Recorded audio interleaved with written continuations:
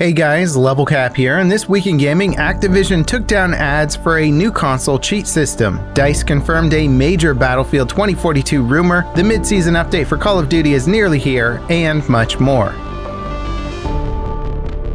Earlier this week, we covered a new kind of cheating for console games that uses machine learning to add an aimbot to any game. It essentially takes the video feed of a console's output, pipes it to a PC where the cheat software analyzes each frame, and sends button inputs to a controller. It requires dedicated hardware in a PC, which might be a bit of a roadblock today, but it's a frightening indicator of future cheat solutions. Consoles have historically been a safe haven for gamers thanks to how locked down their hardware and software is, but these sorts of cheats bypass all of those inherent protections. Ultimately, detection is up to the game developers, and it can be tricky to sort it out. The good news is the particular cheat providers we covered had their videos and ads taken down by Activision. Activision Blizzard has been one of the frontrunners in the legal battle against cheat distribution. They've sued and shut down multiple cheat developers and websites in the past few years. In this particular case, they likely had the videos removed because they use Call of Duty footage.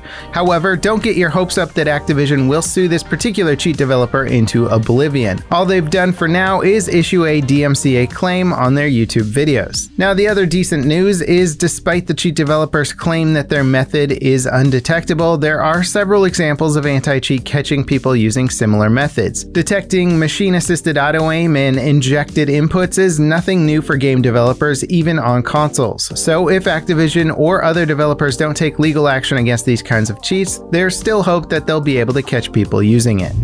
Today's video is brought to you by Origin PC. They've been a Level Cap gaming sponsor for years, and their PCs have been the machines that I use to make my content for a long time now. They offer tons of great hardware at reasonable prices on top of high-end options like custom water cooling and case designs. Their website will walk you through every part in your PC to make sure that you get the best hardware for your needs. They even offer laptops if you need to game on the go. Check them out using the link in the video description. DICE confirmed a major rumor surrounding Battlefield 2042. During the Future of FPS EA Play Spotlight presentation, they announced that the redacted mode they're working on will feature fan-favorite maps from their past titles. Leaker Tom Henderson claims this mode will be a battle hub that combines maps, weapons, vehicles, and modes from past Battlefield games in one experience. DICE only confirmed that maps are returning, so there's still a lot up in the air. DICE will fully reveal the redacted mode during EA Play Live on the 22nd.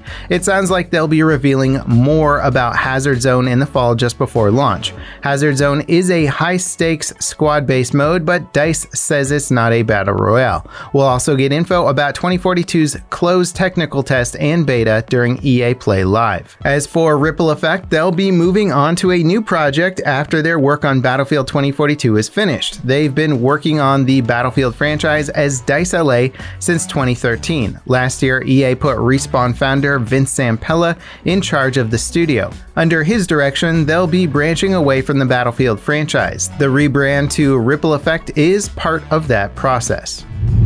The mid-season update for Call of Duty Warzone and Cold War drops on the 15th. It'll add a new zombies map to Cold War called Mauer de Totem. It looks like a classic zombies map and brings a ton of new mechanics into the mix.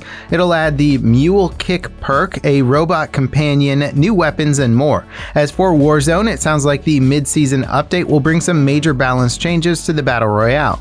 Season 4 launched with sweeping balance changes that had a huge impact on the game's meta. The developer said that a second major update was in the works to increase the average TTK of all weapons. These two updates combined should result in a much more consistent experience for all players. Warzone has also been trending towards faster and faster killing weapons with every seasonal update. Assuming the mid-season update brings those TTK changes, it'll be a return to form for the Battle Royale.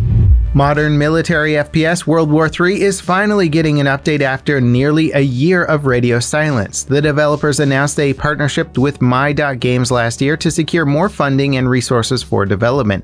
It also means the game will transition to a free-to-play title, but a whole year later, nothing has materialized. The game's official social media account is teasing an update in 4 days, and before they had gone quiet, the developers were teasing some significant improvements to the game's movement and weapon optics systems. It'll be interesting to see if World War III can exist in the shadow of the Battlefield 2042 launch. World War III was poised to serve as a Battlefield replacement while DICE focused on historical shooters. But with 2042 being a modern military FPS, it doesn't seem like there's going to be a lot of room for both games to coexist. 9 minutes of new Deathloop gameplay premiered during PlayStation's latest State of Play event. The game blends the stealth and combat mechanics of Dishonored with roguelike elements that kick you back to the start of your playthrough on death. And the gameplay has been a bit ambiguous until this showcase, and overall it does look fantastic. The combat looks a lot like if BioShock Infinite and Dishonored had a baby. In classic Arcane fashion, each mission can be completed in multiple ways. Deathloop launches on September 14th. Xbox and Bethesda are donating $10,000 to the Montgomery County Humane Society in honor of River, the dog that served as the reference for Fallout 4's companion, Dogmeat. River passed away late last month and was the pet of one of the developers. The team intended to use a professionally trained actor dog for the role, but eventually settled on using River instead. On top of replicating River's likeness, the developers also used recordings of her barks and other sounds for Dogmeat.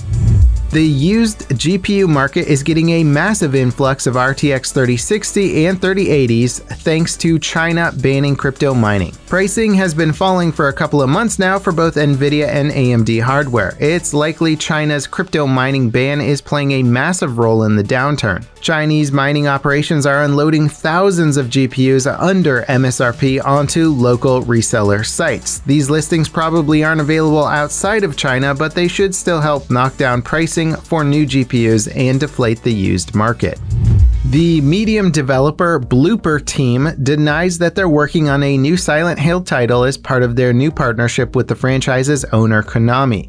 Speculation has run wild that a new Silent Hill game is in development by either Blooper Team or Hideo Kojima. Blooper Team says that they have 2 active internal projects, neither of them is based on themes or premises that have been circulating online in the last few days, meaning no Silent Hill stuff is in the works. The Medium is about as close to a new Silent Hill game as it gets, so if any studio were going to make a new entry in the franchise, Blooper Team would be a good fit. Before we get to this week's final story, I just want to say thanks for tuning in. We'll be back on Monday with another episode of Today in Gaming. Get subscribed and enable notifications so you don't miss it, and also check the description for those Origin PC links.